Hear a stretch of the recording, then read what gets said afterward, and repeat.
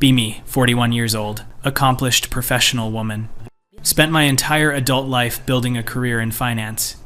Started as an analyst right out of college, worked my way up to senior vice president. Always knew I was destined for more than what my mother had. She spent her whole life cooking dinners and waiting for Dad to come home. Died having never done anything meaningful with her existence. Swore that would never be me. Remember being 20 and watching my college roommate drop out junior year. She got engaged to some guy she met at a football game. Literally threw away her education to plan a wedding. I tried to talk sense into her, but she just smiled that vapid smile. Said she was in love and wanted to start a family. Felt nothing but pity watching her move out. She was so smart too. Could have been something. Throughout my 20s, I focused entirely on career advancement. Worked 70-hour weeks regularly. My male colleagues thought they could outwork me. Showed every single one of them they were wrong. Got promoted twice before any of them got promoted once. Dating was never a priority because I had actual goals. Men were fine for occasional company, but I never let them distract me. Most of them couldn't handle a woman who was smarter than them anyway. Remember my 30th birthday clearly. My sister hosted a dinner party. She had married at 26 and already had 2 kids by then. Spent the whole evening talking about soccer practice and preschool applications. Her husband kept interrupting her to tell boring stories about his job. She just smiled and nodded, like everything he said was fascinating. Watched her cut his food when he was talking because he was too engaged in his story. Felt embarrassed for her. This was what she thought success looked like. The other women at the party were the same, talking about their husbands' careers like they were their own achievements. My husband got promoted. My husband closed a big deal. My husband is so stressed. None of them had identities separate from their marriages. When they asked what I did, I told them about my recent promotion. The conversation got quiet. Then one of them asked if I was seeing anyone. Told them I was too busy being successful to worry about that. They exchanged these looks like they felt sorry for me, as if I was the one to be pitied. My sister pulled me aside later, asked if I was happy. Told her I was extremely happy. I had a corner office and a 6-figure salary. I traveled internationally for work. I answered to no one. She got this sad expression and said that's not what she meant. Asked if I ever got lonely. Told her loneliness is a social construct designed to make women think they need men. She just hugged me and said she hoped I'd find what I was looking for. Still don't know what she meant by that. Throughout my 30s, I became even more successful. Made partner at 35. Youngest woman to ever achieve that at my firm.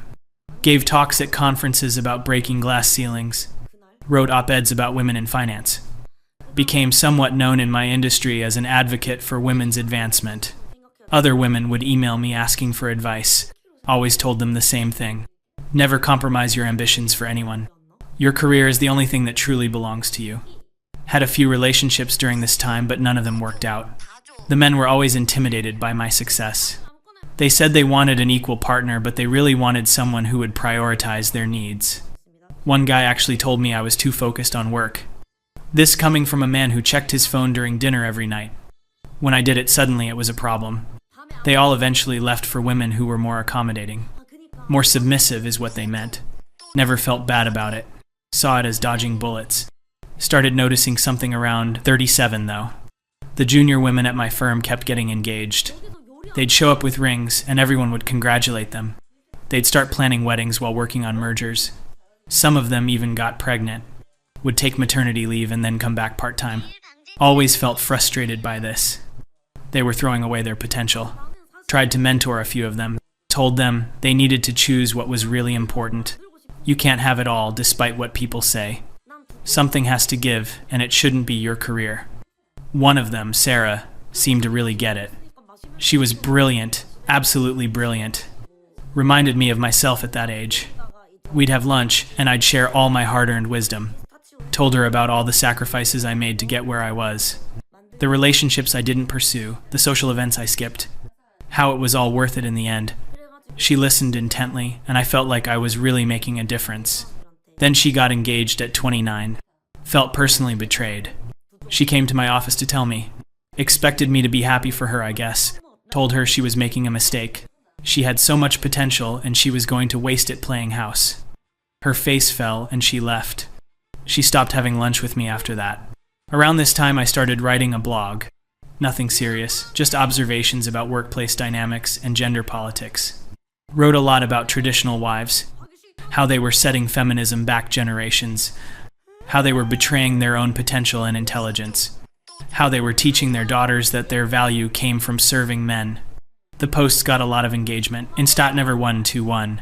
Other career women would comment agreeing with me. Some traditional wives would show up and argue. They'd say they were happy and fulfilled. Told them happiness isn't the goal, achievement is. Happiness is fleeting, but accomplishments last forever. Wrote one post that went particularly viral. It was about a woman I knew from college who had become a stay-at-home mom. She posted constantly on social media about her life. Pictures of homemade bread and her kids' art projects. Long captions about how blessed she was. Wrote about how sad it was that she thought so small. How she could have been anything and she chose to be nothing. The post got thousands of shares, mostly from women like me who understood, but also got attention from people who disagreed. Traditional wives came out in droves to defend their choices, didn't engage with them much. You can't reason with people who have internalized their own oppression. My sister stopped talking to me after that post. Apparently some of her friends had sent it to her. She called me upset, said I was judgmental and cruel, said her life had meaning and value. Told her I never said it didn't, just said she could have had more. She asked me what more meant. Told her independence, achievement, recognition in her field. She laughed this bitter laugh. Said I had all those things and I seemed miserable. Told her I wasn't miserable at all. She said, then why did I spend so much time judging other people's choices? Didn't have a good answer for that. We haven't spoken much since. At 39, I got promoted to executive vice president. Pinnacle of my career. Everything I had worked for. The announcement went out company-wide. Got congratulations from colleagues. Went home to my empty apartment and opened a bottle of wine. Sat on my couch and looked around at my expensive furniture and my expensive art. Everything was exactly as I wanted it. Felt this strange hollowness. Pushed it away. This was success. This was what mattered. Started noticing married couples more after that. On the subway, in restaurants, walking down the street. The way they'd lean into each other. The casual intimacy of it. Would tell myself they were probably miserable in private. Statistics show most marriages end in divorce anyway. They were just putting on a show. But sometimes I'd see elderly couples holding hands. 50, 60 years together. Wondered what that felt like. Then reminded myself I had something better. I had myself. 40th birthday hit hard. Not because of age. I don't believe in that societal nonsense about women expiring. But because of the silence. My parents sent a card. Got messages from a few colleagues. My sister sent a brief text. No party, no celebration. Told myself I didn't need that. Went to an expensive restaurant alone. Treated myself to a nice meal. The waiter asked if I was waiting for someone. Told him no, just me. He gave me this pitying look. Wanted to scream at him that I chose this. This was empowerment. Work started feeling different after 40. The younger women coming up didn't look at me with admiration anymore. They looked at me with something else. Maybe it was pity. Maybe it was fear. Fear that they'd end up like me. Stopped being invited to mentor junior employees. Heard through the grapevine that I was seen as out of touch. Too rigid in my thinking. Didn't understand work-life balance. Felt hurt by this. I had paved the way for these women. They owed their opportunities to women like me who sacrificed everything. One day, a new junior analyst started. Her name was Amanda. She was 24, bright-eyed, ambitious. Exactly like I was at that age. Took her under my wing without being asked. Started giving her advice over coffee. Told her all the things she needed to know to succeed. She nodded politely, but I could tell she wasn't really listening. Asked her if she had a boyfriend. She said yes. Told her to be careful not to let that distract her from her goals. She looked uncomfortable. Said she thought she could have both. Told her no one can really have both. Someone always loses, and it's usually the woman's career. She made an excuse and left early. HR called me in a week later. Apparently Amanda had complained. Said I was being inappropriate. Giving unsolicited advice about her personal life. Creating a hostile work environment. Couldn't believe it. I was trying to help her. Explained this to HR. They said I needed to maintain professional boundaries. Gave me a warning. Felt humiliated. Everything I had done was for the betterment of younger women. And this is how they repaid me. Started eating lunch alone after that. Didn't want to risk another complaint. Would sit in my office and scroll through social media. Saw Sarah's wedding photos. She looked happy. Genuinely happy in a way I couldn't remember feeling. Her husband was looking at her like she was the only person in the world. Felt this unexpected pang of something. Jealousy, maybe? Closed the app. Told myself she'd regret it in a few years, when her career had stalled and she was changing diapers. Then she'd realize I was right. My college roommate, the one who dropped out, posted about her 20th anniversary. 20 years with the same person. The photo showed her and her husband and their 4 kids. They were on a beach somewhere, all tan and smiling. The caption was about how grateful she was for her family, how they were her greatest achievement. Wanted to comment something about how sad that was. That her greatest achievement was other people. But didn't. Just closed my laptop and poured another glass of wine. Started thinking about dating again around this time. Not because I needed a man, but because everyone kept implying something was wrong with me for being alone. Downloaded some apps. Swiped through profiles. Men my age were looking for women in their 30s. When I matched with them, they'd ask what I did. When I told them I was an EVP at a finance firm, they'd stop responding. Or they'd make jokes about being a kept man, like my success was emasculating. Matched with men who seemed okay with successful women. But they were usually divorced with kids. Bitter about their ex-wives. Would complain about alimony and child support. Didn't want to be anyone's consolation prize. Went on a date with one guy who seemed promising. He was a doctor, successful in his own right. We met for dinner at a nice restaurant. Conversation was going well until he asked about my personal life. Told him about my career achievements. He listened politely, then asked if I wanted children. Told him I never prioritized that. He asked if I regretted it. Said no, why would I? He shrugged and said, most women my age do. Felt my blood pressure rising. Told him that was a sexist assumption. He backtracked, but the damage was done. Spent the rest of the dinner arguing about gender roles. He said men and women were biologically programmed for different things. Told him that was pseudoscience. He paid the check, and we left. He didn't ask for a second date. Told myself he was just another insecure man anyway. Kept going on dates throughout the year. None of them went anywhere. The men either couldn't handle my success or they were looking for something I couldn't provide. They wanted warmth, nurturing, flexibility. Qualities I had spent my life rejecting as patriarchal constructs. One man actually told me I was cold. Said I talked about work too much. Said I didn't seem interested in connecting emotionally. Told him I was very capable of emotional connection. He asked when was the last time I cried. Couldn't remember. He said that proved his point. The date ended badly. Started seeing a therapist around this time. Not because I thought anything was wrong, but because I thought it might help with the dating thing. The therapist was a woman in her 50s. She had pictures of her family on her desk. Asked me about my life and I told her everything. My accomplishments, my career, my goals. She listened without judgment, then asked about my relationships. Told her they never worked out because men were intimidated by me. She asked if that was the only reason. Got defensive. Told her, yes, obviously. She asked what I was looking for in a partner. Realized I didn't really know. Someone who was successful, intelligent, not threatened by me. She asked what I offered in return. Told her I was successful, intelligent, independent. She gently suggested that relationships required more than parallel achievements. They required vulnerability and compromise. Told her compromise was just another word for giving up your power.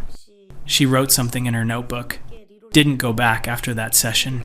Work continued to be my main focus, but something had shifted. The satisfaction I used to get from closing deals was fading. Would complete a major project and feel nothing. Just moved on to the next thing. The junior employees avoided me. The partners treated me with respect, but not warmth. Was very good at my job, but realized I had no real friends there. No one asked about my weekend. No one invited me to after-work drinks. Told myself I preferred it that way. Less drama, more focus. But sometimes I'd hear laughter from someone else's office and feel left out. 41st birthday was approaching. Decided to do something different. Threw myself a party. Sent out invitations to colleagues and old acquaintances. Booked a nice venue. Hired caterers. Wanted to show everyone I had a rich, full life. The RSVPs came back slowly. Most people declined. Work commitments, family obligations, prior plans. The party ended up being me and 12 people, mostly colleagues who felt obligated to come. They stayed for an hour and left. Stood in the venue I had rented for 50 people, surrounded by untouched food and decorations. The staff looked at me with pity, paid the bill, and went home. That night I got drunk alone in my apartment. Started scrolling through social media again. Everyone's lives looked so full. Family photos, vacation pictures, milestone celebrations. My feed was just reposts of articles and work achievements. Looked at my own profile like a stranger would see it. Saw someone who existed only in professional terms. No personal posts, no photos with friends, nothing that showed a life outside work. Felt pathetic, then felt angry at myself for feeling pathetic. This was the life I chose. This was empowerment. Started noticing couples everywhere again. But this time, I really looked at them. Saw a traditional wife in the coffee shop. She was with her husband and kids. She was cutting up her daughter's pancakes while talking to her son about his homework. Her husband was reading something on his phone. She didn't seem oppressed. She seemed content. Her husband looked up and smiled at her. She smiled back. This small moment of connection. Felt that pang again. Sharper this time. Ran into my old college roommate unexpectedly. She was in the city for the weekend. Her kids were with their grandparents. She suggested we get coffee. Almost said no, but something made me agree. We sat down and she asked about my life. Gave her the professional summary. EVP, major accounts, industry recognition. She seemed genuinely impressed. Then she told me about her life. Her kids were teenagers now. One was applying to colleges. Her husband had his own business. They'd just celebrated 20 years of marriage. Asked if she ever regretted dropping out. She thought about it. Said sometimes she wondered what could have been. But she didn't regret her life. She loved her family. She had gone back to school part-time and gotten her degree. Was thinking about starting a small business. Asked if I was happy. Gave her the same answer I gave everyone. Yes, very happy. She looked at me the same way my sister did. With this knowing sadness. Didn't understand why everyone looked at me like that. She asked if I was seeing anyone. Told her dating at my age was impossible. Men couldn't handle successful women. She asked if that was really the problem. Got defensive again. Asked what she meant. She said gently that maybe I was looking for reasons relationships didn't work. Maybe I was the one who couldn't handle vulnerability. Felt attacked. Told her she didn't understand. She had taken the easy path. She had never had to fight like I did. Her face changed. Said raising 4 kids while supporting her husband's business wasn't easy. Said she fought different battles than I did. Said she made sacrifices too. Just different ones. The conversation ended awkwardly. We haven't spoken since. Went back to my therapist. Different one this time, a man. Figured maybe a male perspective would help with the dating situation. Told him about my struggles, finding a partner. He asked about my past relationships. Realized I didn't have much to tell. A few short-term things in my 20s and 30s. Nothing serious. Nothing that lasted more than a year. He asked why they ended. Gave various reasons. They wanted too much time. They were intimidated. We wanted different things. He asked if I noticed a pattern. Told him the pattern was men being unable to handle equality. He suggested perhaps I was choosing men I knew wouldn't work out, as a way to protect myself from actual intimacy. Got angry. Told him that was armchair psychology. He said it was literally his job. Kept going to sessions but resented his observations. Started noticing my age more. Not in the way society says I should, but in practical ways. Took longer to recover from late nights. My back hurt from sitting at my desk. Started getting health issues. High blood pressure, stress-related problems. The doctor said I needed to slow down. Maybe take up yoga or meditation. Told him I didn't have time for that. He gave me that look everyone gives me now. Concern mixed with pity. One of my colleagues retired around this time. He was 65 and had been with the firm forever. They threw him a big party. His wife was there, his kids, his grandchildren. Gave a speech about how the firm was his second family. But his real family was everything to him. Everyone clapped and looked emotional. Looked around the room. Tried to imagine my own retirement party someday. Who would be there? Colleagues who barely knew me. No spouse, no children, no grandchildren. Just me and my accomplishments. Suddenly the accomplishments felt very small. Doubled down on work after that. If this was going to be my legacy, it needed to be impressive. Started mentoring again, despite the warnings. More carefully this time. Found a junior woman who seemed receptive. Her name was Jennifer. She was 30, ambitious, smart. We started having regular meetings. Shared all my wisdom about navigating corporate politics. She seemed grateful. Then she came in one day and announced she was pregnant. Felt like I'd been slapped. Asked if it was planned. She said yes, she and her husband had been trying for 2 years. Asked what she was going to do about work. She said she'd take maternity leave and come back. Told her that would derail her career trajectory. She needed to choose what was more important. She looked at me with this strange expression. Said she wasn't choosing. She was having both. Told her that's not how it works. Someone always sacrifices. She asked who said it had to be her. Didn't have a good answer. She left and requested a different mentor. The therapist asked me about this interaction. Told him I was trying to help her. He asked if she seemed like she wanted help. Admitted she didn't. He suggested I might be projecting my own fears onto younger women. Asked what fears. He said the fear that I made the wrong choices. Got extremely defensive. Told him I made exactly the right choices. I had everything I wanted. He asked what I wanted. Listed my achievements again. He asked what I wanted now, going forward. Couldn't answer. Realized I had spent so long working toward goals that I never thought about what came after achieving them. Started having panic attacks around this time. Would wake up in the middle of the night, unable to breathe. Feeling like I had missed something crucial. Would get up and work to distract myself. But the feeling persisted. Existential dread is what the internet called it. Looked up symptoms. Common in middle age, apparently. When you realize your life is half over and you evaluate what you've done. Didn't like what the evaluation revealed. My sister reached out unexpectedly. Said she'd been thinking about me. Wanted to have dinner. Agreed to meet. We sat across from each other awkwardly at first. She asked how I was really doing. The question broke something in me. Started crying right there in the restaurant. Couldn't remember the last time I cried. She held my hand across the table. Told her I didn't know what I was doing anymore. Everything felt empty. She said gently that it wasn't too late. Too late for what? I asked. She said for whatever I wanted. Told her I didn't know what I wanted anymore. She suggested I figure that out. Maybe take some time off work. Actually think about my life instead of just moving through it. Requested a sabbatical from work. First time I'd taken more than a week off in 20 years. They approved it immediately. Realized they were probably relieved to have me gone. Spent the first week sleeping. The second week cleaning my apartment. The third week I started actually thinking about what my life was. About what I wanted it to be. The answers were uncomfortable. Made a list of my accomplishments. Impressive on paper. EVP at a major firm, industry recognition, financial success. Made a list of my relationships. Much shorter. Estranged from my sister until recently. No close friends. No romantic partner. No children. The second list made the first list feel hollow. Started reading different things. Not just industry publications. Books about meaning and purpose. Philosophy, psychology, memoirs. Read one book by a woman who had a similar career path. She wrote about realizing too late that success without connection was just achievement without fulfillment. Felt like she was writing directly to me. Went back to the therapist. Told him I might have been wrong about some things. He didn't gloat. Just asked what I meant. Told him I spent my whole life defining myself in opposition to traditional women. I rejected everything they valued. Relationships, family, emotional connection. Thought I was being strong and independent. But maybe I was just being afraid. He asked what I was afraid of. Said vulnerability, dependence, losing myself in another person. He asked if I found myself by being alone. Realized I just found emptiness.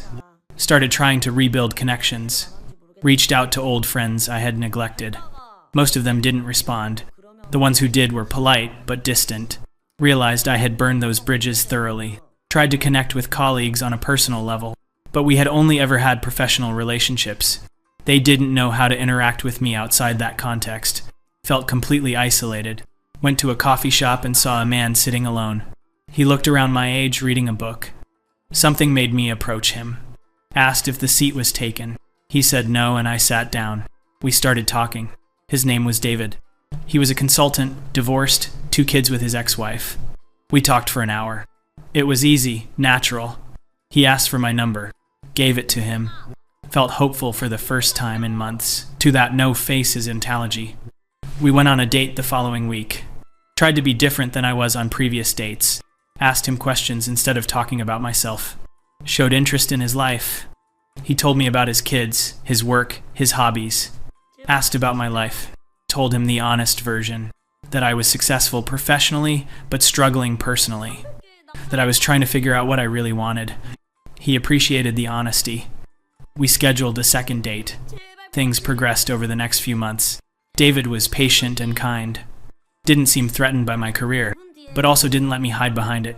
He pushed me to be vulnerable, to talk about feelings, to admit when I was scared or uncertain. It was uncomfortable, but also liberating. Started to think maybe this could work. Maybe I could have a real relationship.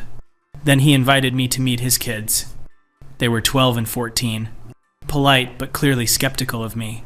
Tried to connect with them, but realized I had no idea how to talk to children. Asked them about school. They gave one-word answers.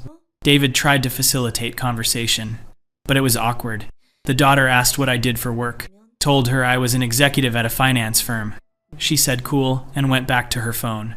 The son asked if I had kids. Said no. He asked why not. Didn't know how to answer that. After the kids went to bed, David and I talked. He asked how I thought it went. Was honest and said not great. He said it would take time. They needed to warm up to me. Asked if I was willing to put in that time. Said yes, but felt uncertain. Being a stepmother was never something I envisioned. Told him that. He said he understood, but it was part of the package. His kids came first. Respected that, but also felt resentful. Here was another situation where I had to compromise. Had to fit myself into someone else's life. The old me would have walked away. The new me tried to stay. Tried to build a relationship with David's kids over the next few months. Went to their soccer games and school events. Tried to be supportive without overstepping. The daughter started to warm up to me. We bonded over both being stubborn. But the son remained distant. David said he was protective because of the divorce. Needed more time. Kept trying, but it was exhausting. Balancing work and this new family dynamic. Realized this is what my sister meant about sacrifice. About choosing what matters. Then David's ex-wife created problems. She didn't like that he was serious with someone. Started making the custody schedule difficult. Using the kids as weapons. David was stressed and pulled in different directions. Tried to be supportive, but also felt frustrated. This drama was not what I signed up for. Caught myself thinking that. Realized I was still approaching relationships transactionally. Like I had to weigh the costs and benefits. The therapist said that was my defense mechanism. Keeping score, so I had an excuse to leave. Tried to stop doing that. Work called during my sabbatical. Said they needed me back for a major deal. Told them I was still on leave. They said this client specifically requested me. Felt that old pull. The validation, the importance, the achievement. Told David I needed to go back for a few weeks. He was disappointed but understanding. Went back to work. Fell into old patterns immediately. Long hours, complete focus, professional excellence. Felt comfortable in a way the personal stuff never did. The deal took 2 months instead of 2 weeks. Kept telling David I'd be done soon. He grew frustrated. Said I was choosing work over our relationship. Told him that wasn't fair. This was my career. He said he knew my career was important. But he needed to know he was important too. Realized I had never actually said that. Never told him I loved him or needed him. Never made myself vulnerable that way. Tried to say it, but the words stuck. He looked at me sadly. Said he didn't think I was capable of putting someone else first. Wanted to argue, but couldn't. Because he was right. We broke up shortly after. He said he needed someone who was all in. Someone who could be a true partner. I was still holding myself apart. Protecting myself from being hurt. Told him I was trying. He said trying wasn't enough. He needed someone who wanted this naturally. Not someone who had to work so hard at it. Felt angry and hurt. Told him he was asking me to be someone I wasn't. He said no, he was asking me to be honest about who I was. And who I was didn't really want this. I wanted to want it, but that wasn't the same thing. Went back to work full-time after that. Threw myself into it completely. The old coping mechanism. But it didn't work the same way anymore. Couldn't lose myself in spreadsheets and conference calls. Kept thinking about what David said. About not being capable of putting someone else first. Wondered if that was true. Or if I just never learned how. My sister had her first grandchild. Saw the photos on social media. Her daughter had a baby girl. The pictures showed 3 generations together. My mother holding her great-grandchild. My sister glowing with joy. My niece exhausted but happy. Felt so far removed from that world. like I was watching through glass. Called my sister to congratulate her. She was excited and emotional. Told me all about the birth. How scared her daughter was. How she held her hand through the whole thing. How amazing it was to see this new life. This continuation of their family. Asked if I wanted to come meet the baby. Said yes. Drove out to see them the following weekend. Held my great niece for the first time. This tiny, perfect person. She grabbed my finger with her whole hand. Felt something shift in my chest. Something I didn't have words for. My sister watched me with this knowing look. Asked if I was okay. Said I didn't know. She said it's never too late. Told her I was 41. Even if I wanted children now, it might not be possible. She said there were other ways. Adoption, fostering, step-parenting, if I really wanted it. Said that was the problem. Didn't know if I really wanted it. Or if I just wanted to want it. Because everyone else seemed to have it. Started thinking about children seriously for the first time. Researched fertility options for women my age. The statistics were not encouraging. Looked into adoption. The process was long and complicated. Looked into fostering. Even more complicated. Realized if I had wanted this, I should have thought about it years ago. But I was so busy proving I didn't need it. Proving I was above those traditional desires. That I never stopped to ask if I actually was. Went to see my mother. Hadn't visited in months. She was getting older, slower. We sat in her kitchen and drank tea. Asked her if she regretted her life. Being a housewife, dedicating everything to Dad and us kids. She looked surprised by the question. Said no, she didn't regret it. She loved her family. She loved creating a home. Asked if she ever wanted more. She asked like what? Like a career, achievement, independence. She laughed and said she had independence. She chose her life. No one forced her into it. She was exactly who she wanted to be. Told her I always pitied her. Thought she wasted her potential. Expected her to be hurt. But she just smiled sadly. Said she knew. Said I spent my whole life running from becoming her. Asked if I was happy with where I ran to. Started crying again. Told her I didn't know.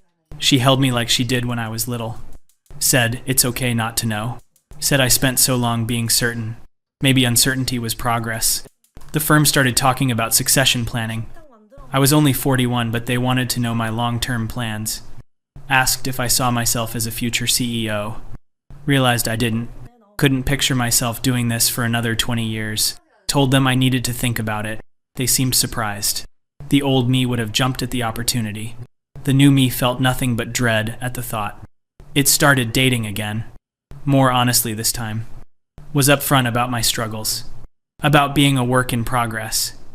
About not having figured everything out. Scared away a lot of men. But the ones who stayed were different. More patient, more genuine. Went on dates with a teacher who loved his job but would never be wealthy.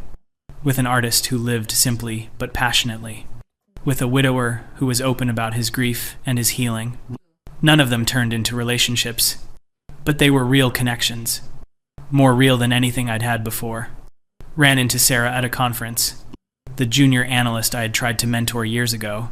She was pregnant with her second child. Still working, now a VP. She seemed genuinely happy to see me.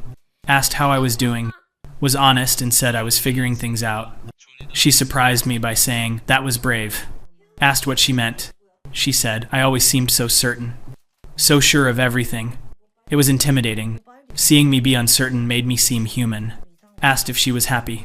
She said yes. She was tired and stretched thin. But she wouldn't change anything. She had her career and her family. Both mattered to her. Asked how she managed it. She said she didn't manage it perfectly. She just did her best. And forgave herself when she fell short. Forgiveness wasn't something I had considered. Started thinking about what forgiveness might look like. Forgiving my mother for the life I judged. Forgiving my sister for pitying me. Forgiving the traditional wives I mocked. Forgiving the men who left. Forgiving the women I pushed away. Forgiving myself. That was the hardest one. Forgiving myself for the choices I made. The relationships I didn't pursue. The connections I rejected. The judgment I dispensed. The certainty I weaponized. Wrote a blog post for the first time in years. It was different from the others. Wasn't about traditional wives or feminist achievement. Was about being wrong. About spending decades certain I had the answers. About mocking women who made different choices. About equating my worth with my work. about ending up at 41 successful and alone, about not knowing what came next. Hit publish before I could second guess it. The response was immediate and harsh. Women I had inspired felt betrayed, said I was backtracking, giving in to patriarchal pressure, becoming the thing I always fought against. Traditional wives gloated, said they always knew I'd end up lonely and desperate, said this is what happens to feminist career women. Both sides hated me. The feminists for abandoning the cause. The traditional wives for my years of judgment. Neither side was wrong. Deleted all my social media after that. Couldn't handle the constant reminders of my isolation. The happy families and successful careers. The women who seemed to have both. The women who chose one and felt fulfilled. Everyone seemed to have figured out something I missed. My firm offered me a position heading up their London office. Massive opportunity, huge promotion. Exactly what I would have wanted 5 years ago. Turned it down. They were shocked. Asked why. Told them I needed to focus on my personal life. They exchanged looks. The looks said they thought I was having a breakdown. Maybe I was. Maybe that's what growth looks like. Started volunteering at a community center. Teaching financial literacy to low-income women. Thought I could use my skills for something meaningful. The women were grateful but also suspicious. I was this fancy executive in expensive clothes, telling them how to manage money they didn't have. Realized how out of touch I was. Asked them what they actually needed. They needed childcare so they could work. They needed jobs that paid living wages. They needed affordable housing. My spreadsheets and budgeting tips felt useless, but I kept showing up. Eventually they started to trust me, started to see me as a person and not just a symbol. One woman at the center was my age.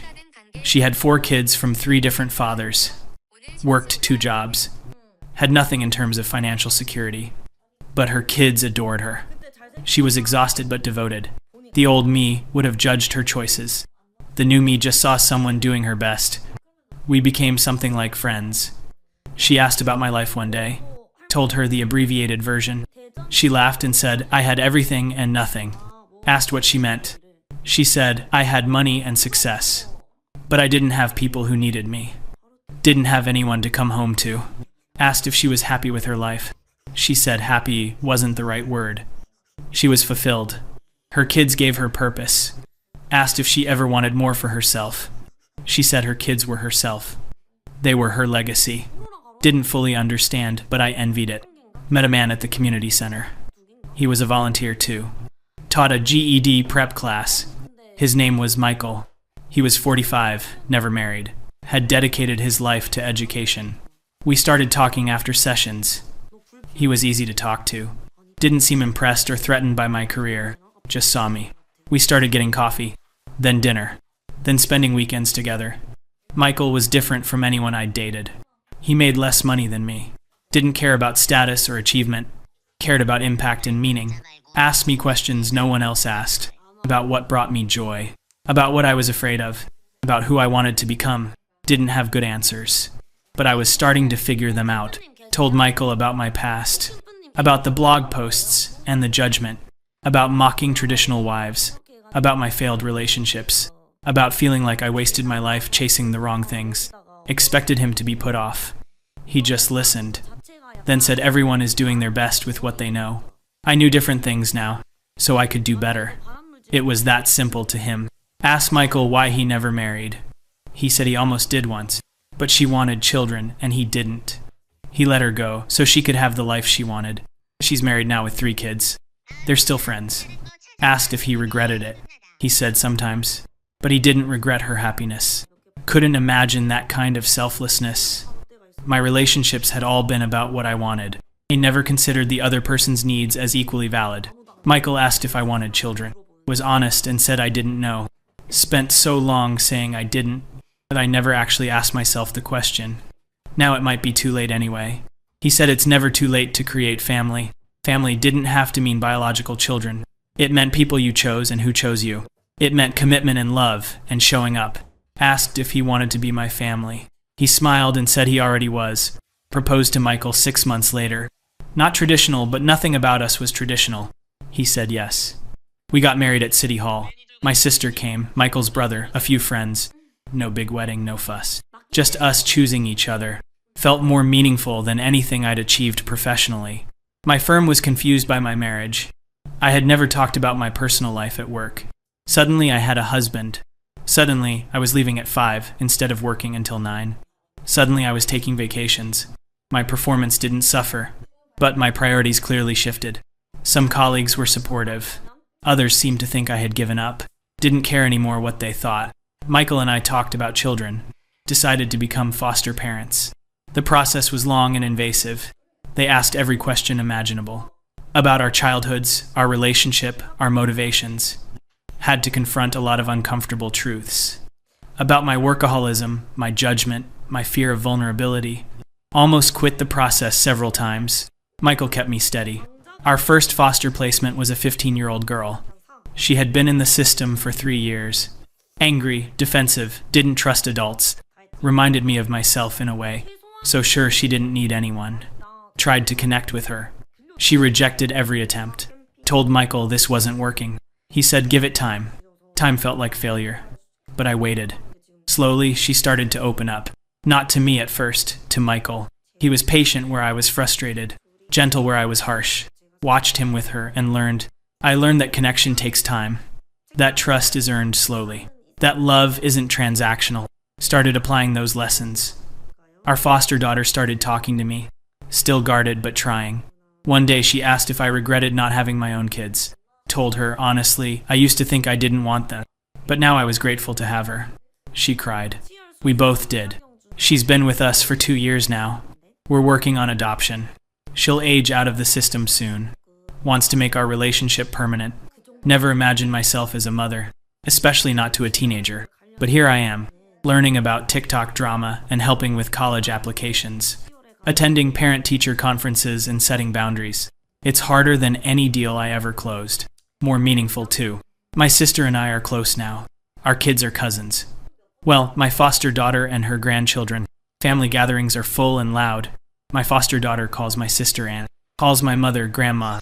My mother cried the first time. Said she never thought she'd see me like this. Asked what she meant. She said human. Open. Part of something bigger than myself. Still work at the firm, but differently now. No longer angling for the next promotion. Content with where I am. Use my position to actually mentor young women. Not by telling them what to do, but by sharing my mistakes. Tell them about the cost of certainty. About the danger of judgment. About the loneliness of always being right. Some of them get it. Some of them think I'm a cautionary tale. Both are probably true.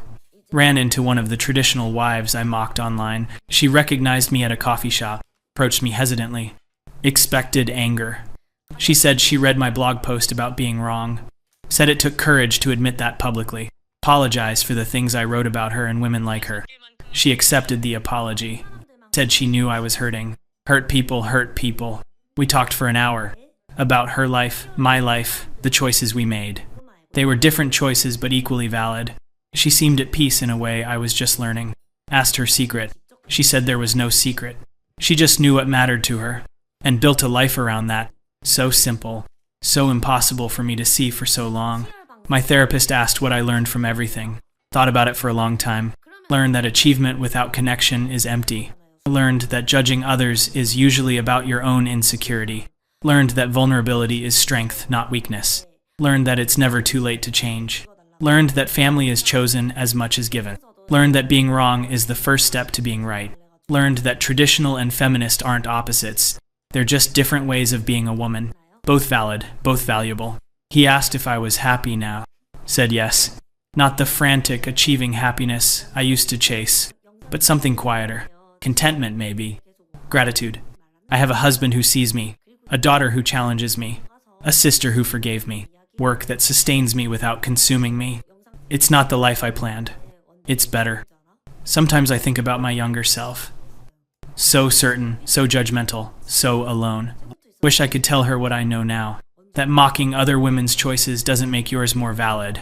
That achievement is hollow without people to share it with. That it's okay to want both career and family. Or to want one and not the other. Or to change your mind. That the only wrong choice is judging everyone else's. Saw a young woman at work recently. She reminded me of myself at 25. Ambitious, sharp, dismissive of anything she saw as weakness. She was mocking a colleague who just had a baby, saying she'd never let motherhood derail her career. Pulled her aside gently, told her about my own journey, about ending up at 41 successful and alone, about learning the hard way that balance is possible, about the cost of certainty. She listened politely, but I could tell she didn't believe me. She thought she was different, thought she had it figured out. Let her go with a smile. Some lessons can't be taught, only learned. My foster daughter asked me recently if I regretted my choices, waiting so long to have a family, prioritizing work for so many years. Thought about it honestly, said yes and no, regretted the judgment and the loneliness, regretted the relationships I pushed away, regretted the certainty that made me cruel, but didn't regret the path that led me here. To her, to Michael, to this life. Told her, the regret taught me what matters. She said that's deep, then went back to her phone. Teenagers still struggle sometimes with the old patterns, wanting to prove I'm the smartest person in the room, judging women who make different choices, protecting myself from vulnerability. But I catch myself now. Apologize when I mess up. Try to do better. Michael says growth isn't linear. It's messy and slow. I'm learning to be okay with messy.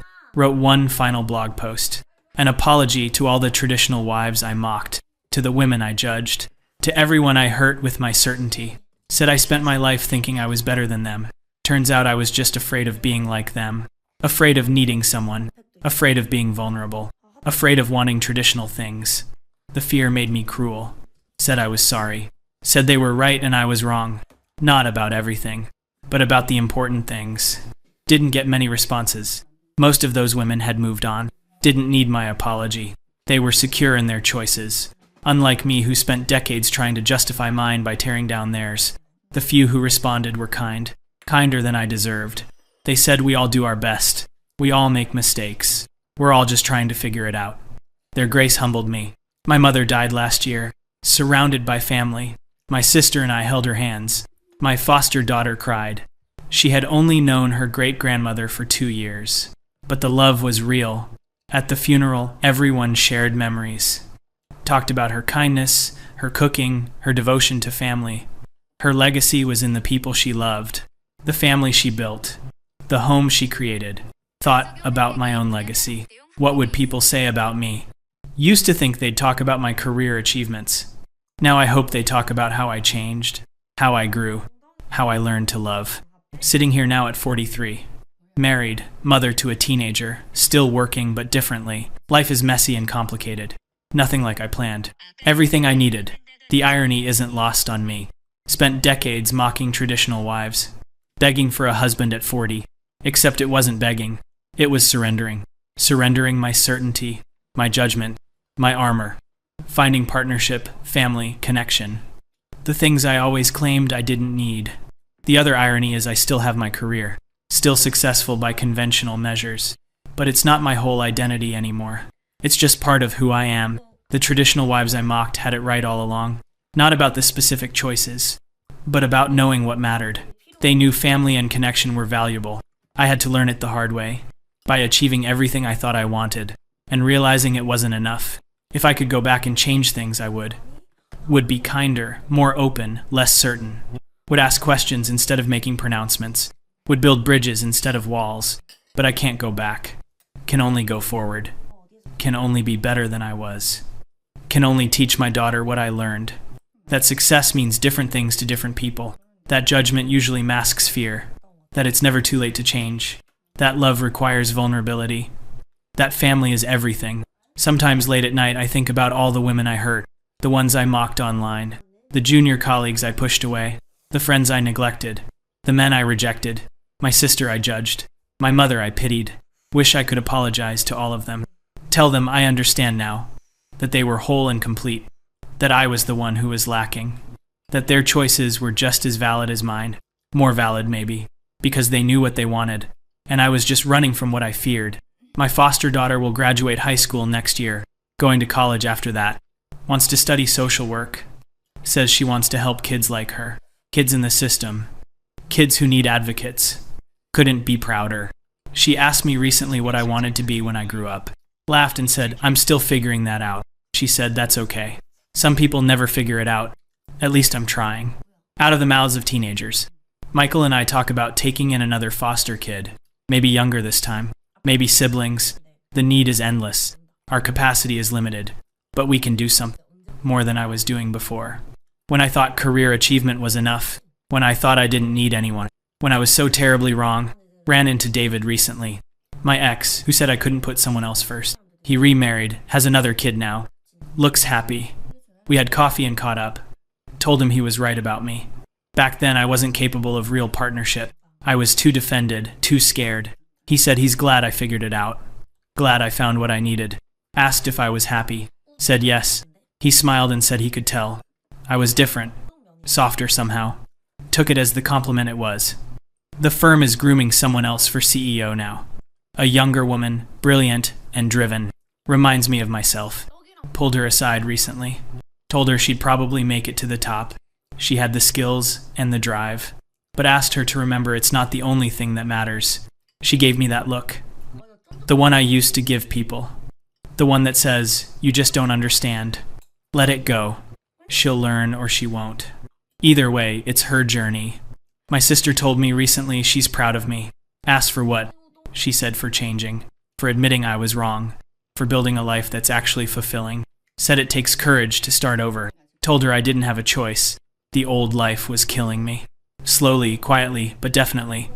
She said that's when change happens. When staying the same becomes unbearable. She's wise, my sister. Wish I had listened to her sooner.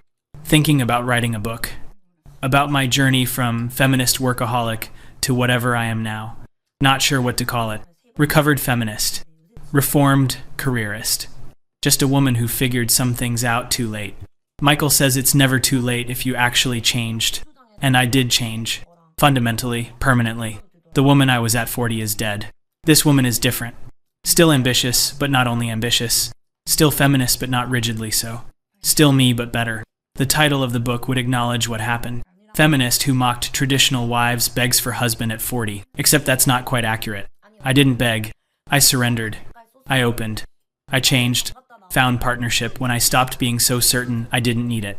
Found family when I stopped judging what family should look like. Found myself when I stopped defending who I thought I was. The man, Michael, didn't outsmart me. Life did. Reality did. Loneliness did. My own choices did. But in a way, the title is true. I did end up wanting exactly what I mocked.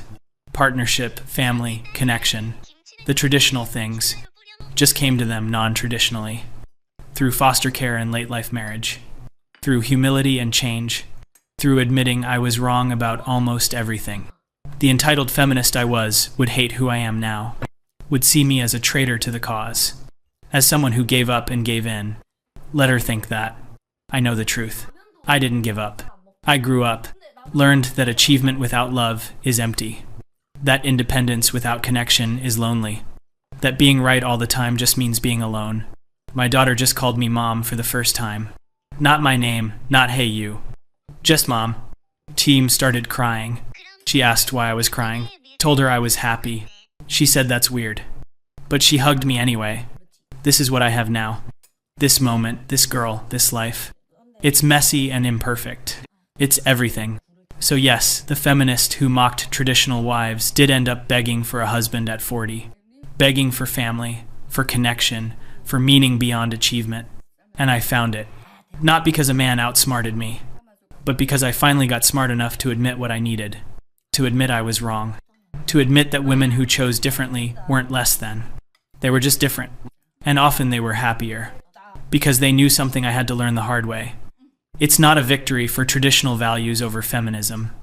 It's just one woman's journey from certainty to humility. From judgment to acceptance. From loneliness to love. The ending isn't me being put in my place. It's me finally finding my place. Turns out it wasn't at the top of a corporate ladder.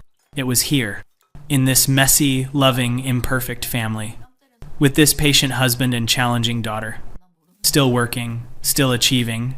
But not only that. Not anymore. The woman I was would call this settling. The woman I am calls it growing.